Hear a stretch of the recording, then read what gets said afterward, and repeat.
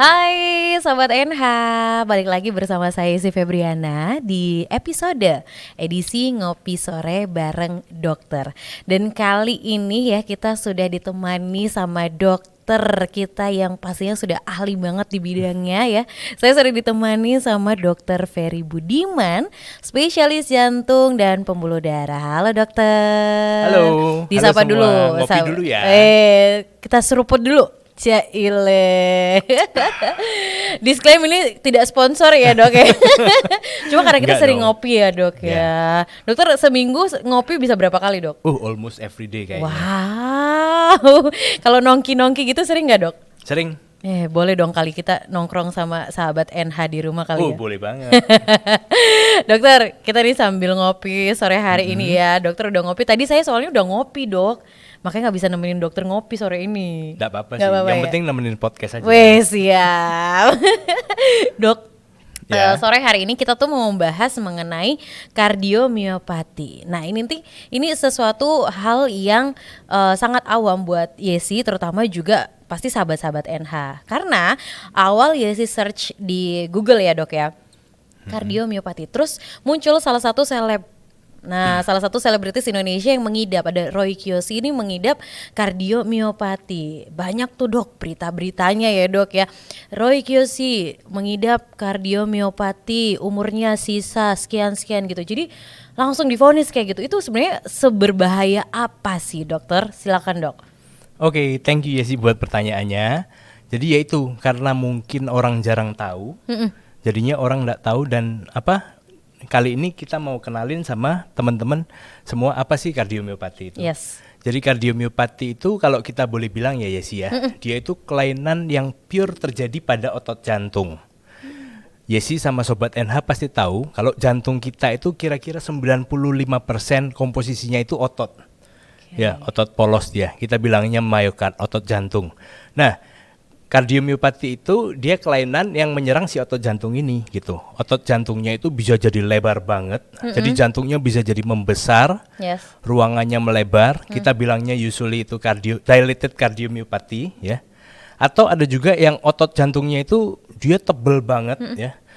Dan tebelnya itu enggak merata gitu. Tebelnya itu cuma di daerah septum. Biasanya kita bilangnya itu hypertrophic kardiomiopati. Ada juga yang otot jantungnya sih enggak tebel ya, enggak terlalu tebel, tapi dia diinfiltrasi sama benda-benda asing gitu, sama biasanya jaringan amiloid gitu. Sehingga ototnya itu enggak rileks. Dia enggak bisa rileks dengan baik. Seperti kayak tegang gitu ya dok? Betul, akibatnya darah mau ngisi ke jantung kita itu susah gitu. Susah memompa gitu kan dok? Betul, benernya masih banyak lagi varian kardiomiopati. Contohnya kalau teman-teman pernah dengar namanya broken heart syndrome. Bukan broken heart yang dialami sahabat NH ya? Bukan. Atau takut subuh syndrome. Ini biasanya takut ya. subuh dok? Takut subuh. Namanya ke Jepang-Jepangan. Karena memang penemunya orang Jepang. Oke, baik. Gitu. Nah, apa itu namanya? Biasanya si takut subuh syndrome ini dia otot jantungnya itu di daerah ujungnya atau kita bilangnya di daerah apex jantung itu jadi membentuk seperti balon. Kita bilangnya apical ballooning. Ya, itu terjadi pada orang-orang yang biasanya cewek ya, usia kira-kira 30-40 tahunan habis stres gitu. Habis diputusin pacarnya atau habis kehilangan rumahnya mungkin kebakaran. Itu bisa jadi takut subuh syndrome yang sering kali ya si gejala-gejala kardiomiopati ini salah diagnosis dengan penyakit jantung koroner gitu. Nah, tadi Yesi tanya, bahaya nggak dok? Nah, ini juga yang mau saya highlight sebetulnya. Saya mesti kasih tahu ke sobat-sobat NH, kalau orang-orang dengan kardiomiopati itu selalu memiliki resiko terjadi sudden cardiac death atau tiba-tiba bisa mati mendadak. Itu apakah sama dengan serangan jantung dok? Beda dong. Beda. Kalau serangan jantung yang orang awam kenal, Yes.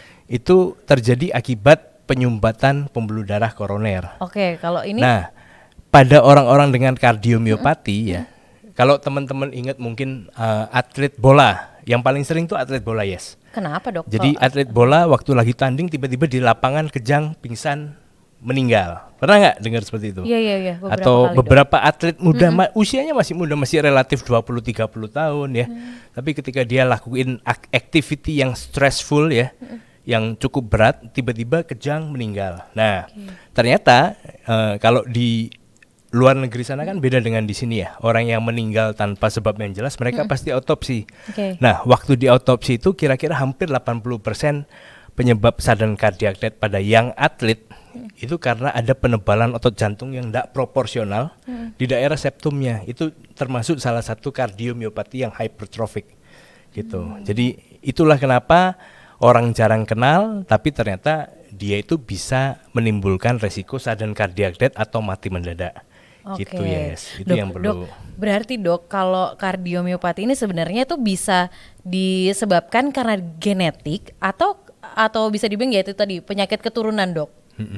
Nah betul, jadi Yesi bilangnya betul ya.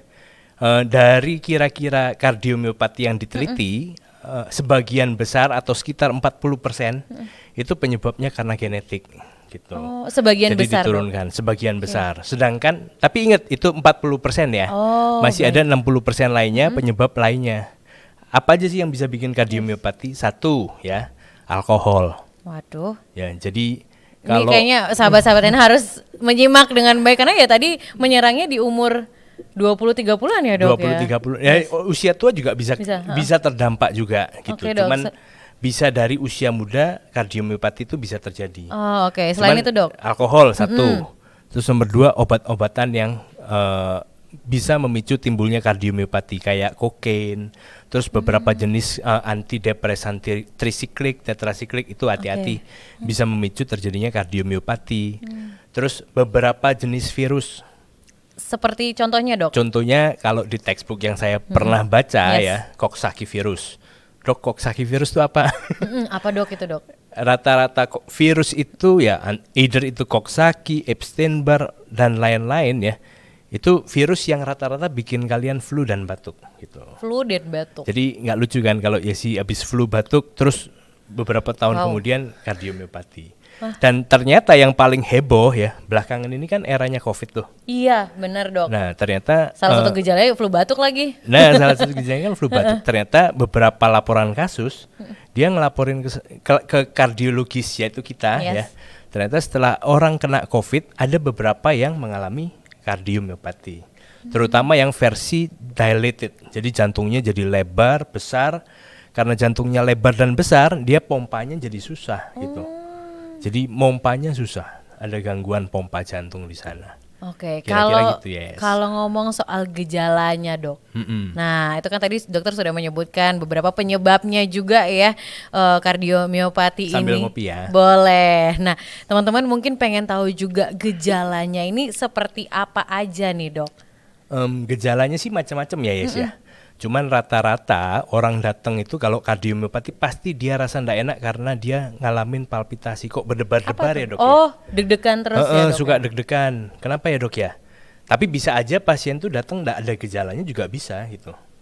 Jadi bisa tanpa gejala. Tapi andai kata ada gejala yang paling sering satu berdebar, nomor 2 pingsan, terus nomor 3 kalau memang itu parah sekali ya biasanya ada gejala gagal jantung akibat jantungnya tidak kuat memompa darah gitu.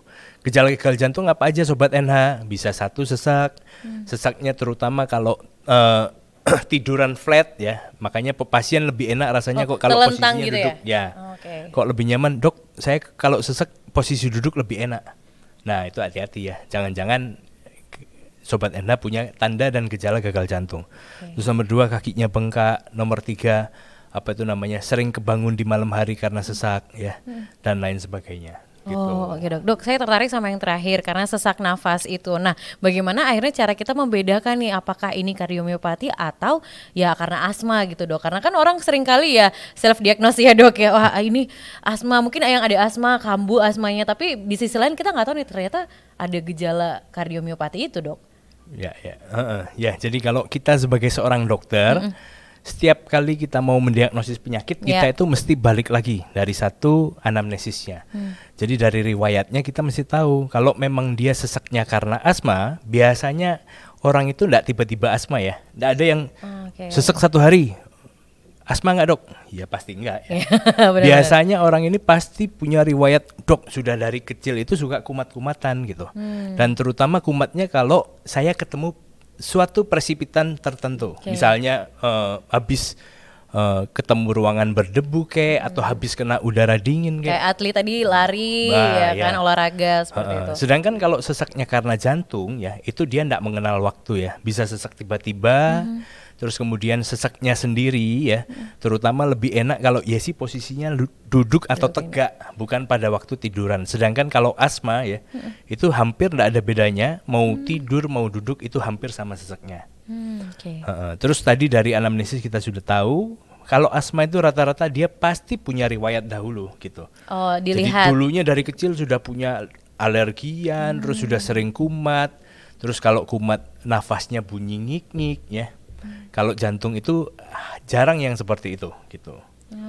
Terus nomor 2 dari gejalanya, pemeriksaannya ya, kita bisa dengar kalau jantung ya kita bisa dengerin ada ronki basah halus di paru-paru. Tapi itu teknis ya, mungkin lebih ke arah saya yang tahu ya. Oh oke, itu pemeriksaannya mau pakai apa dok? EKG? Enggak, pakai stetoskop aja, stetoskop. gampang. Tinggal nempelin ke punggungnya aja. Kita bisa tahu, oh ini kok kira-kira ada cairan di paru-parunya. Yang which is kita harusnya nggak temuin itu di asma gitu.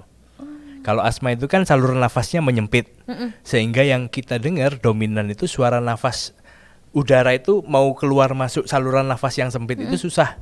Makanya bunyinya akan terdengar sebagai ngik ngik ngik. Sedangkan kalau jantung ya, karena jantungnya tidak kuat memompa darah ke seluruh tubuh, darah kembali ke paru-paru.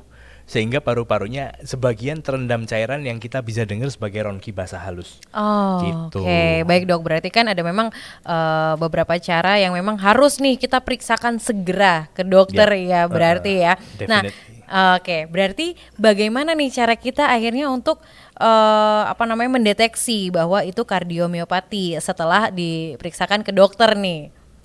Jadi kalau mau deteksi kardiomiopati ya selalu kita mulai dari anamnesis. Kita tanya, ini keluarganya ada yang seperti ini enggak? Karena ini kan diturunkan. Ya terus nomor 2, atau apabila keluarganya nggak diketahui mungkin ya, kita tanya keluarganya ada riwayat mati mendadak nggak di usia muda. Kalau ada, saya mungkin curiga kuat ini suatu kardiomiopati. Ya terus nomor 2, kita bisa periksa lihat dari rekam jantungnya atau EKG. Itu simple, pemeriksaan yang sangat simpel aja. Ya karena jantungnya besar dan ototnya juga sebagian tipe yang hypertrophy kardiomiopati itu ototnya tebal, maka di EKG kita bisa jelas temuin jantungnya lebar ya dari grafiknya itu, atau otot jantungnya menebal gitu. Atau kalau kita mau lebih lanjut lagi, kita curiga kuat nih, oh jangan-jangan ini saya curiga ke arah kardiomiopati. Tetap gold standar pemeriksaan untuk kardiomiopati adalah pemeriksaan USG jantung atau ekokardiografi. Karena lewat ekokardiografi kita itu bisa lihat struktur otot jantungnya bagaimana, lebar ruangan jantungnya besar atau enggak, kita bisa ukur. Terus tebal otot jantungnya kira-kira tebalnya berapa senti. Dan tebalnya di area yang mana, area septum atau merata di seluruh otot jantung. Kira-kira gitu, yes. Berarti memang kalaupun tidak ada gejala, bisakah kita screening dok? Jadi ya nggak usah nunggu gejala dulu gitu, atau ya udah biarin aja gitu ya, kita sehat-sehat aja dok. Bisa aja sih, tapi menurut saya lebih tepat kalau misalkan Yesi itu punya, misalkan dok saya punya kerabat yang mengalami kardiomiopati, itu adalah populasi yang lebih tepat untuk dilakukan screening menurut saya. Tapi apabila kamu nggak punya riwayat kardiomiopati, terus juga nggak ada gejala juga ya, buat saya kalau screening bahkan sampai periksa eko agak terlalu berlebihan. Gitu. Kecuali kamu punya riwayat atau keluarga kamu ada yang mati mendadak dan kamu ada gejala, dok kok saat ini kok mulai sesek ya gitu, atau mulai nggak enak ya, mulai ada deg-degan ya, mungkin bisa kita lakukan pemeriksaan untuk deteksi kardiomiopati, kira-kira gitu. Oke dok, kalau tadi Yesi bilang kan berarti kan ada dokter bilang kayak sih kalau misalnya ada yang seperti itu kerabat dan lain-lain itu segeralah untuk konsultasi, screening kayak gitu ya dok ya. Nah, apakah ada cara nih kalau yang kami ya sehat-sehat saja gitu, cara pencegahannya dokter? Ya kan. Nah, pencegahan ini biasanya kan mending mencegah mencegah daripada daripada mengobati. mengobati. Nah, tapi itu kadang-kadang orang kayak, nanti aja lah, ngapain mau masih sehat gitu. Menyepelekan biasanya dokter. Gimana tuh dok? Mencegahnya itu gampang kok sebenarnya. Apa aja tuh Ya dok? kita cukup tahu apa yang bisa menyebabkan pasien itu mengalami kardiomiopati gitu. Satu tadi saya sudah sebut alkohol ya. Oke. Definitely pasien dengan riwayat keluarga ada kardiomiopati, alkohol is a must no ya. Jangan Big no. hindarin, big no. Ya, Oke. terus nomor 2 beberapa jenis obat-obatan, terutama obat-obatan terlarang ya, kokain itu bisa, pengguna antidepresan itu mesti hati-hati ya. Oke. Terus kemudian apa itu namanya, karena ini masih relate to suatu virus terutama COVID ya, kita mesti jaga dong. Kalau kita masih berpergian di area rame, alangkah baiknya kalau kita itu masih aware terhadap COVID ini. Pakai masker, cuci tangan yang baik, ya perilaku hidup sehat pada umumnya lah. Lifestyle ya dok Gitu. ya. Nah, cuman yang saya pengen sampai ini Apa tuh dok? Jadi ini kan buat orang yang belum kena kardiomiopati ya. Betul. Nah, sedangkan saya pengen pesen kira-kira kalau untuk di luaran sana buat pasien-pasien yang sudah mungkin, dok saya punya kardiomiopati. Ya, saya pengen pesen kamu harus cegah terjadinya sudden cardiac death pada diri kamu gitu loh. Bagaimana caranya? Ngerti Dok? nggak? Caranya datang aja ke NHB1 Weh, National Heart Center. betul. Cari saya ya. Oke, cari Dokter Ferry ya di National Hospital Heart Center. Oke, dokter, apa namanya prakteknya hari apa aja dokter? Saya sih basically setiap hari Oke. Untuk hari Senin, Senin terus Kamis sampai Sabtu saya tuh di jam pagi, jam 8 sampai jam 1 siang. Untuk hari Selasa saya itu ada 2 shift siang jam 11 sampai jam 3, Oke. lanjut jam 6 sampai jam 8, terus hari Rabu ini kita di sepanjang sore. Dari jam 2 sampai jam 7 malam. Oke, nah Gitu, itu ya sahabat-sahabat NH, langsung aja ke Dokter Ferry, cari di lantai B1 National Hospital Surabaya. Dok, boleh dong kasih lagi sekali lagi closing statement buat sahabat-sahabat NH di rumah yang mungkin mau mengkonsultasikan ke Dokter Ferry nih, silakan dokter. Jadi karena ini topiknya about kardiomiopati, sekali lagi saya ulang, kardiomiopati itu merupakan kelainan otot jantung ya, di mana jantungnya itu bisa jadi besar banget, atau ototnya menebal sekali, atau ototnya itu tidak cukup elastis untuk menampung darah gitu. Nah, untuk penderita dengan kelainan ini, pesan saya sih satu ya, kalian tuh mesti aware, kalian itu beresiko untuk mengalami sudden cardiac death yang bisa terjadi sewaktu-waktu. Jadi buat saya, coba deh datang ke saya, konsultasikan kira-kira kamu termasuk populasi yang beresiko mengalami sudden cardiac death atau enggak. Karena apabila kamu termasuk populasi yang beresiko mengalami sudden cardiac death, kita mesti lakuin beberapa pencegahan untuk terjadinya sudden cardiac death.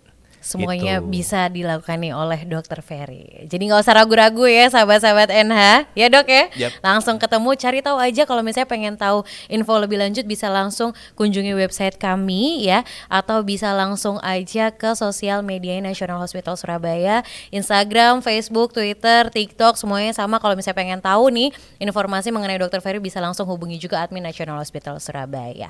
Oke dokter, dok, thank you Oke. banget. Aku yang terima kasih ya sih. Sore hari ini kita sudah ngobrol. Kira-kira next kita bakalan ngomong apa ya dok ya?